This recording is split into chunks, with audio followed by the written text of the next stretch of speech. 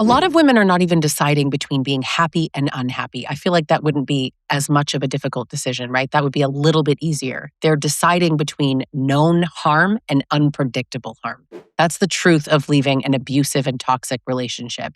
You stay, you know the pain, right? You know the arguments, you know the cycle, you know the loneliness in the relationship, you know the tension in the house. You're familiar with it. You know how your body even feels around this person, and you know the cost.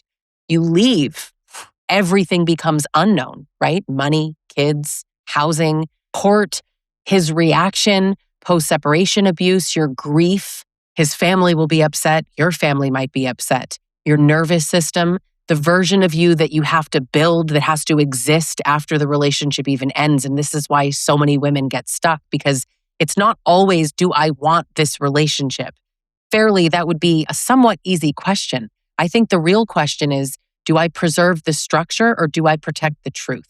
This is why leaving and deciding whether you should stay or go is a much harder question. I'm going to break down why deciding to leave can feel so complicated, so confusing, why both options can feel terrible, how trauma bonds can just completely confuse your decision, and the better questions that women can actually start asking when they're trying to find their way through all of this mess. My name is Lisa Sonni. I'm a certified relationship coach. I'm the author of 5 books, and I've been through this. I have been educated both in the school of hard knocks from my own experience, as well as 7 certifications that help me walk women out of trauma bonds, out of complicated decisions that they have to make, and help them rebuild their lives and find confidence and figure out who they are after relationships like this. In this video, we're going to talk both about staying and leaving. And there's not a lot of content out there for women that are stuck and confused and maybe even staying. Staying feels safer for so many women because it's familiar, but familiar doesn't actually mean safe, but it feels that way, right? It means you know what he's like, you know his mood, you know what sets him off. And you probably have learned through hypervigilance, of course, but how to avoid certain fights, what topics to never bring up, how to perform normal. You might like things about your life. People get attached to their houses and their routines, and there's a lot of fear in leaving. You know how to survive the day. You probably don't even fully recognize it. I think so many women don't even quite connect to how much their nervous system is connected to making him feel solid or a little more calm so that you can feel calm, so that you can predict, right? Your body is going to choose predictable pain over unknown risk every time. And that's why so many women sit here and they say, I know I should leave, but they feel paralyzed, right? Like physically unable to move because it's confusing. Leaving doesn't have any specific path that you know you're going to take. We talk about leaving creating predictable harm. We know that it's going to hurt. There's no question that leaving is going to hurt. And people have hope that if they stay, things will get better. But people also love to say, just leave, like you walk out the door and then life gets better, which is laughable to anyone who's actually done it because leaving can just create new problems, right? Money, housing, legal issues, custody, the loneliness, post-separation abuse, grief, him escalating, flipping out, your kids' reactions, your own withdrawal. All of this suddenly becomes real. These are things that you've worried about, you're afraid of, and now it's reality. So how do you just walk away from that? If you're trauma bonded, truth be told, this can feel unbearable. People who are stuck in a trauma bond, which for those that don't know, just really quickly, a trauma bond is an unhealthy emotional attachment that exists in relationships that are oscillating between kindness and cruelty. So there's abuse and kindness, or abuse and no abuse. Sometimes the kindness or the good times is actually just the absence of bad. Things are kind of neutral sometimes. But ultimately, there's an oscillation of kindness and cruelty, abuse and kindness. So being in a trauma bond makes it even harder. But I also want to be clear that it's hard either way, right? You're not imagining how hard it is. It is hard. And people oversimplify it all the time because, I don't know, it makes the advice less cute, right? It's messy to describe what it is to leave someone when you are attached, when you have all of this togetherness in a marriage or in a relationship. Leaving is really hard. And the truth is, you aren't just leaving a person, right? You're leaving the entire structure. You're leaving your home, maybe, routines, your family, the image that people have, A lot of women are religious. And if you're in this sort of community and you go to church and you have a job or you work together or you don't, you're a stay-at-home mom and he goes to work, you have this whole life together, neighbors and an image and a financial setup and holidays and shared friends and in-laws and Christmas and Easter and oh my God, right? It's just so overwhelming. You have a vision of the future you've planned together. We didn't make this up. I mean, people talk about future faking, and sure, let's call it future faking. It felt real. You really believe that this is the life that you're going to have. And so many men kind of keep you on the hook with all of this future stuff anyway. But the truth is that, yeah, the life that you're living is harmful. It hurts you, but it's still a structure. And I think that that can still feel like safety. So you think about leaving him, and so many people on the outside think, hey, that's a good thing, right? Right, Sally? It's awesome that you're leaving him because he's so awful. Okay, but you're thinking about how your whole life is about to fall apart, especially because in so many of these abusive relationships, women organize their whole lives around him because they've had to. That's a really heavy thing. It actually deserves a lot more respect than why doesn't she just leave, right? That's a ridiculous statement. So earlier when I said, do you protect and preserve that structure that I'm talking about, or do you protect the truth? Well, the structure is like, okay, we have a home and history and routines and love, right? We have a family.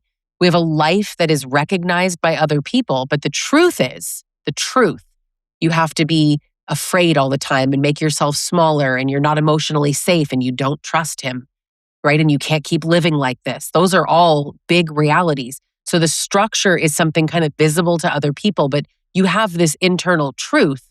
And that's something that's very private. Maybe you've never shared that with anybody. Maybe you're here thinking it to yourself. Maybe you have your mom or close friends that you can tell. But I think that we're not choosing between like stay or go. It's two simple options. We're choosing between what everyone can see and what you personally have been surviving very quietly in the background. Now, trauma bonds, as I said, they can make the decision feel, 10 times harder, right?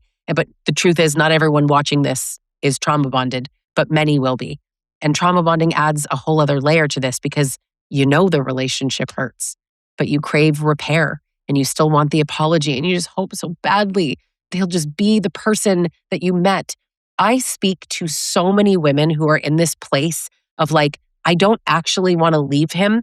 I want him to go back to the man that he was in the beginning. I don't understand. He's changed. He's different. I feel like I'm the same person. He's different. He's angry. He's neglectful. He's inconsistent. He's mean. He's cruel. He's angry. All of these things. You just want that guy back. And the thing with abusive men is they make you think that you're the reason that that version of him doesn't exist anymore. So you keep thinking that you can change him. You can love him enough. Maybe therapy would help him, right? Maybe his mom didn't love him enough. And if she would just go away, or if they could work out their relationship, whatever, he would be better. If he would stop drinking, if he would get anger management, all of this, you just don't want to leave. You just want it all to go away, right? You just want to put the blinders on. That's what a trauma bond does. It creates this hope, and it also feeds on fear. So your nervous system is going to interpret not being with him as danger. And then you feel panic when you go to leave him. And then you see the panic and you're like, see, I shouldn't leave. Because when I think about leaving, I get so much anxiety. Well, trauma bonds make pain feel like attachment, right? And relief even then feels like love. So the possibility of losing him feels bigger, but you're losing yourself. That's worse. That's why the decision can feel completely irrational inside your body. The decision gets harder for so many people when you are basically hoping that something will happen that'll make it easy. I think so many women are waiting for the decision to feel peaceful or like the right thing. Women will describe, I'm waiting for something to happen. Plenty has happened. But now you want to leave and you're thinking, okay, next time something bad happens, he'll cheat or scream at you or something. And then you'll feel certain and clear and the decision will be totally obvious. That almost never happens, okay? It's never going to be perfect morally. You've done the complete right thing. I rarely, if ever, speak to women who have no doubt, no grief, no fear, no fallout, none of it, right? But we're all hoping for that. Like, what is the path out where he's not angry? What is the path out where he doesn't go crazy and try to hide money and threaten to steal the kids and beg and plead or blame you and lose his mind, right? Where no one's going to judge you. Good luck, because that day probably will never come. In an abusive relationship, you could be waiting forever. Leaving generally feels very messy, even though staying also feels wrong. But then you're paralyzed with this indecision. So you're going to doubt yourself either way. So basically, I want you to stop assuming that there's some decision that's going to feel right to you. I think some decisions are right because they protect your life. And for the women who think, oh, my life's not at risk, the hell it's not. This is life and death. Sure, maybe for you, there's no physical abuse. Maybe he's not actually putting his hands on you. For plenty of women, that is what's happening, and that's a clear life and death. However, for the women who are experiencing just emotional abuse, the reason I still say that it's life and death is because, are you happy?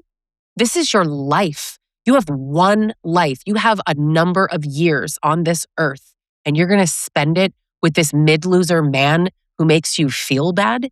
That's crazy, right? You deserve love and happiness. You deserve to be free. You deserve joy in your life, not some horribly grumpy, abusive man. But many women, right? What if I regret it? That feeling of, oh my God, what if it's the wrong decision? What if it is me? What if I am the problem? What if he goes on and he meets someone else and he's nicer to her? That kind of talk can keep you frozen and losing your mind. It is one of the biggest loops, right? What if I leave and I regret it? What if he changes? What if the kids suffer? What if I can't afford this? What if I can't get a job? What if I can't make enough money? What if I'm making a big deal about nothing? All of these things are very, very destructive to us, and even then, you have a family, perhaps, right? Children, a life together. How hard is that to leave your whole entire life? And all the while, he's telling you that you're responsible and You're the reason the whole family's going to fall apart. Oh, you can't take when I'm just angry, so I'm not allowed to have feelings. You're going to leave me because I have feelings. The directions that these men go, right? It's crazy. But there is another set of questions that we're avoiding. What if you stay and you lose 5 more years? What if your body gets sicker? Because these relationships cause physical problems, physical ailments. What if your children learn that this is love? What if you keep disappearing and then you're just nothing one day, right? What if he changes? What if he never changes? What if leaving is the best decision that you could have ever made? What if this is the best thing you could ever do for yourself? What if you leave and all the good things that you have ever wished for start appearing in your life? Why do we always what if in the wrong direction? Why do we what if in fear instead of what if in hope for ourselves, not hope to stay in the relationship? Staying has consequences, right? We're delaying a decision, but staying is still a decision, right? Staying keeps the current pattern ticking along. It keeps you adapting. It keeps your nervous system very stuck in this awful environment that is so bad for you. And it also keeps you negotiating with his behavior, right? You are managing the gap between what's actually happening and what you wish was happening. So you want to ask what'll happen if you leave. Okay, what is already happening because you're there? The harm that you are knowing right now, that you are experiencing, that matters. It counts. Predictable pain, it's still pain. You want to hate him, right? You're waiting to hate him. You're waiting to feel done, like you just don't like him anymore. And I know there are plenty of women that already feel that way. But for some women, it's like you want to feel hatred or you want to feel nothing. But I think that keeps a lot of women stuck because I bet you that you still care and there's parts of you that understandably still love him. You remember the good, you have compassion, you don't wish harm on him perhaps. Maybe you still worry about him. That makes sense. You don't need to hate him to leave. You just need to be honest with yourself. I know that hatred might make it simpler, right? You might think that it would make it a lot easier. But I think that a lot of women leave with love somewhere in them, with hope flickering in the background there. Makes sense, but it doesn't mean that the decision to leave him is fake. It means this is hard and you know the pattern and it's not getting better. So you don't really have to decide if he's all bad, right? I bet you he's not all bad. In fact, look at the wheel of how relationships that are abusive kind of go, right? Good and bad, right? Abuse and kindness, as we identified. So he's not all bad. I bet you he's funny. Maybe he does amazing things sometimes and you have tender moments, or he's a good provider, or he loves the kids in some ways, whatever. Maybe he cries. Maybe he has trauma. Maybe he's making it up because some do, but maybe he has trauma. But none of that is the cause of why he's doing that. He could have potential. He could have a good version. He could be kind to you sometimes. But you're not making a decision based on whether or not you can find some good in him. Of course you can. What does this relationship require you to betray in order to stay? Ask yourself different questions. Women are asking themselves the wrong questions. So when you think about staying, what are you protecting? A lot of people will say the kids. You're not protecting your kids. Your kids are witnessing harm. I have a very strong opinion. We are not protecting our kids. The house, the image, his feelings, like what are you protecting, right? Your own fear of failure, financial insecurity, which hello, huge thing, right? Hope, avoidance of grief, not wanting to be blamed, right? It makes sense. But what are you sacrificing to protect all of this? Because so many women are sacrificing their own peace and freedom and happiness and self-respect and their bodies, their kids' emotional reality, their own ability to trust themselves, right? So no answer has to be perfect, but I want you to see the trade that you're making. And it's a difficult decision. And the truth is, leaving is a privilege. People don't realize that. Not everyone actually has the ability to leave. I advocate for leaving because I know that that's what's best for most women, but there are complicated situations everywhere. But I still want people to consider this. You don't have to collect more evidence. Nothing bad again has to happen. You know enough. Maybe you don't know every detail, but you know enough. You don't need confessions from men like this. You don't need them to say, I was abusive. They're never going to admit that. They know they treat you badly. They don't care. Ask yourself, what do I already know?